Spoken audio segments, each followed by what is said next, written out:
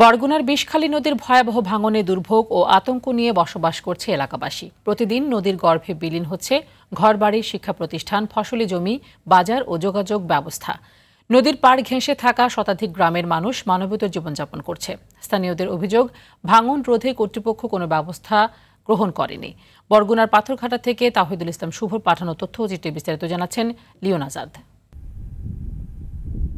বরগুনার পাথরঘাটা উপজেলার বিষখালী নদীর উপর ৩ কিলোমিটার দীর্ঘ বেড়িবাঁধ ভাঙনের মুখে। এর মধ্যে বরগুনার সদর উপজেলার ১০ নং নলটুনা গ্রামের চিত্র খুবই ভয়াবহ। ফসলি জমি, বসতবাড়ি, বিদ্যালয় এবং যোগাযোগ ব্যবস্থা ক্ষতিগ্রস্ত হয়েছে।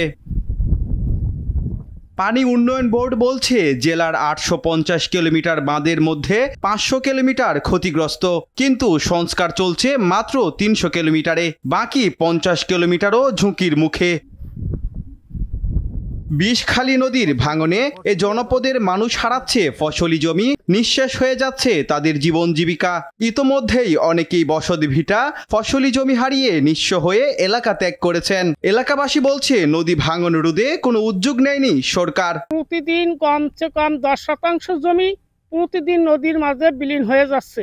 আধা কিলো মিটার ভাঙে গেছে, আমাদের জমি প্রায় শেষ। ভাঙন রোধ করার জন্য এরকম কোনো পদক্ষেপ এই পর্যন্ত কেউই নেয় নাই। পরিস্থিতি পর্যবেক্ষণ করে দ্রুতই কার্যকরী পদক্ষেপ নেয়ার কথা জানান এই নির্বাহী কর্মকর্তা। দীর্ঘদিন ধরে এলাকার মানুষের দাবি এখানে যেন একটি স্থায়ী বেড়িবাঁধ করা হয় এবং এই বিষয়টি নিয়ে আলোচনা চলছে এবং আমরা আমাদের যে সমন্বয় মিটিং হয় পানি উন্নয়ন বোর্ডের সাথে, আমরা গতকালকেও আমি এই মিটিংয়ে বিষয়টি আলোচনা করেছি।